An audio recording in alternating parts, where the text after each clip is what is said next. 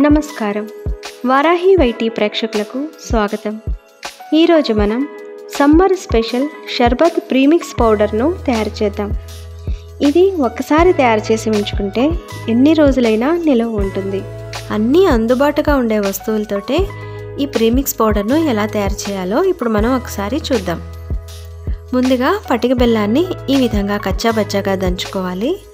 పెద్ద ముక్కలుగా వేసినప్పుడు మిక్సీ బ్లేడ్ పాడైపోతుంది కాబట్టి ఈ విధంగా కచ్చాబచ్చాగా దంచుకోవాలి.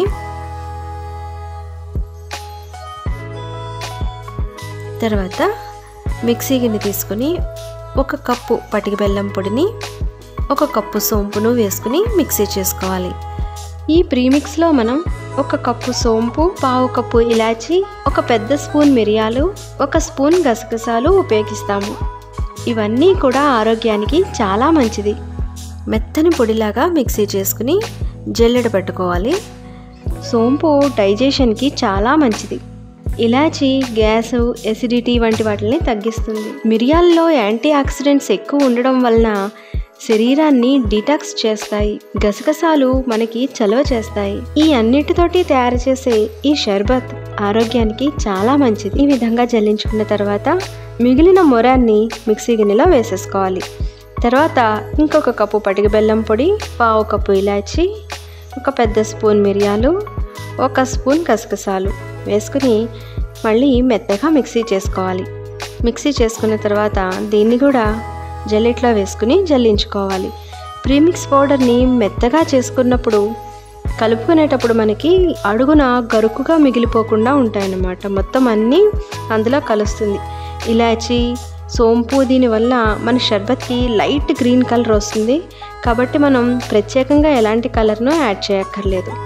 చాలా రుచిగా ఉంటుంది. ఆరోగ్యానికి కూడా ఎంతో మంచిది. ఎక్కడికైనా వెళ్ళి ఎండలో తిరిగి వచ్చిన తర్వాత ఇది 1 గ్లాసుడు తీసుకుంటే ఎండవేడి వల్ల వచ్చే అలసట, నీరసం వెంటనే తగ్గిపోతాయి. ఇప్పుడు దీనిని శుభ్రంగా కడిగి ఆరబెట్టుకున్న గాజు సీసాలో నిల్వ చేసుకుంటే ఎన్ని రోజులైనా నిల్వ ఉంటుంది. గాజు సీసాలోనే నిల్వ చేసుకోవాలి. ప్లాస్టిక్ డబ్బాలో ఉంచకూడదు. ఇప్పుడు మనం షర్బత్ని ఏ విధంగా తయారు చేయాలో చూద్దాం. 2 చెంచాల సబ్జా గింజలను, గులాబీ రేకులను కొద్దిగా నీళ్ళల్లో 2 గంటల ముందుగా నానబెట్టి ఉంచుకోవాలి. 1 గ్లాసులోకి 2 చెంచాల ప్రీమిక్స్ పౌడర్ వేసుకుని 4 చెంచాల సబ్జా గింజలు, గులాబీ రేకలను వేసుకోవాలి. గులాబీ రేకలు అలసటను దూరం చేస్తాయి. సబ్జా గింజలు చలవ చేస్తాయి. ఇప్పుడు గ్లాస్ నిండుగా కూలింగ్ వాటర్ వేసుకుని కొన్ని ఐస్ క్యూబ్స్ని కూడా వేసుకోవాలి. ఒకసారి కలుపుకుంటే సమ్మర్ స్పెషల్ షర్బత్ సర్వింగ్కి సిద్ధంగా ఉంది. ఈ రెసిపీని మీరందరూ తప్పకుండా ట్రై చేయండి. నా ఛానల్ను మొదటిసారి కనుక చూస్తుంటే నా ఛానల్ని సబ్స్క్రైబ్ చేయండి. ఈ వీడియోని మీ ఫ్రెండ్స్ అందరికీ షేర్ చేయండి. మరొక మంచి రెసిపీతో మళ్ళీ కలుద్దాం. నమస్కారం.